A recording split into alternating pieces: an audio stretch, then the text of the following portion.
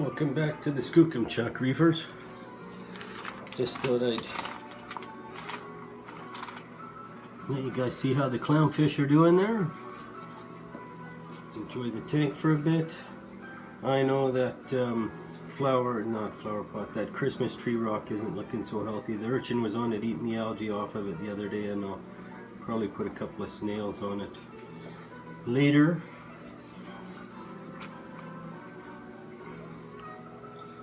I was just going to talk maybe a little bit about ways in cutting your running costs if things are getting a bit expensive.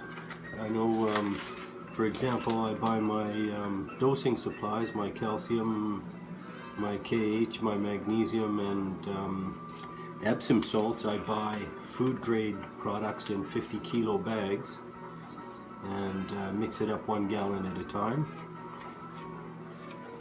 And that's one way of cutting expenses. It's a lot less expensive, I found, to do it that way, and it's been helpful. Also, another way is maybe if you have the ability to adjust the volume on your skimmer. Like I know on mine, I can run it at 20, 40, 60, 80, or 100% capacity, and I usually run it at 60 to 80%. For a couple of reasons. One is economy, and the other one is longevity of the motor. You'll find that the pumps and motors last them probably a little bit longer if you're not busy running them at 100% all the time. So even my gyres are, the power heads are not running at 100%. They run at a maximum 70%. And you can do the same with your lights if they're adjustable.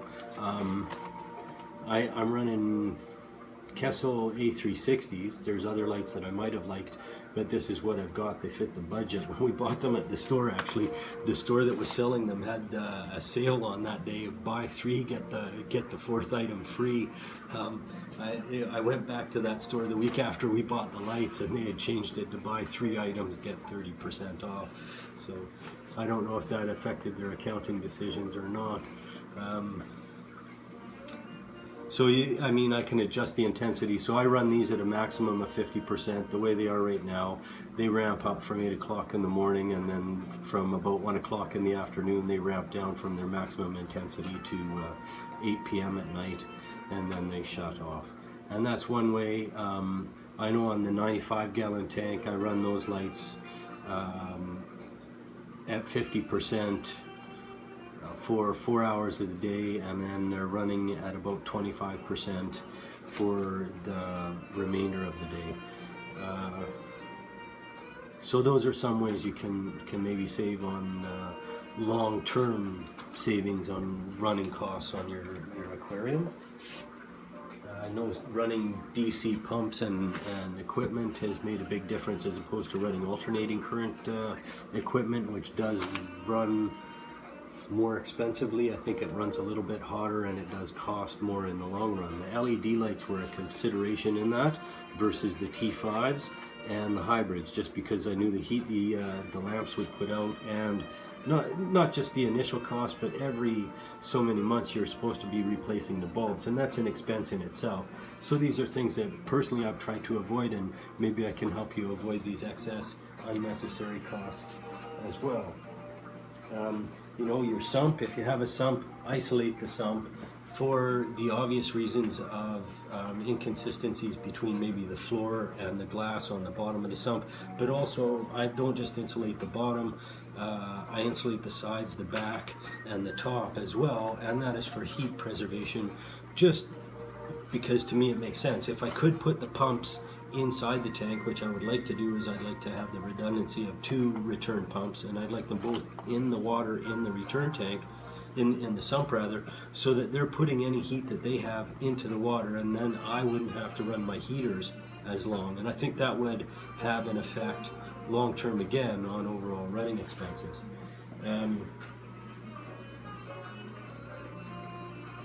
Covering the quarantine is maybe another one. I think that helps with heat retention. I know it stops creatures from jumping out of the tank. I don't know if it causes them to have concussions or have other issues, but it stops and it keeps them in the tank. They're not carpet surfing.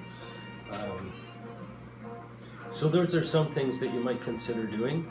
Dropping the salinity is another running cost that you might consider, you know, taking into account for expenses. Is dropping the salinity maybe to 10.23. I know that that's what I run mine at. That's what we remix. That's what we mix the water to, and we aim for is 10.23. We still dose, which is not a big concern to me. We're not dosing a lot. We're dosing at the moment less than 10 millimeters of everything. And I may be wrong. I think we're up to 12 mils on the calcium today. I mean, especially if you're doing quarantines and things, it also, yeah, quarantines, if you're doing that or if you're doing frequent water changes, you'll probably find a huge savings. And the corals and the fish appear to tolerate that quite well. So that and a slight temperature drop. I know I run my temperature at about 77.5. Everybody says 78, and it's usually between 77.2 and 77.9. I think is the hottest it gets before alarms go off. So generally 75 or 77.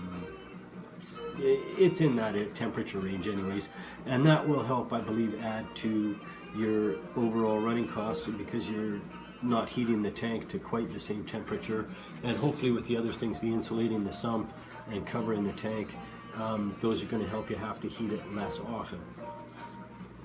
And with the heaters in the sump, that would help also with your you know, those issues as well. So I hope you found this helpful. If you have any other ideas or suggestions on ways to lower the running costs, please feel free to share those in the comments below. Like, share, and subscribe if you found this useful. And we'll see you guys next time. It's a great day on the reef today. It's a great day at the Skookumchuck Reef.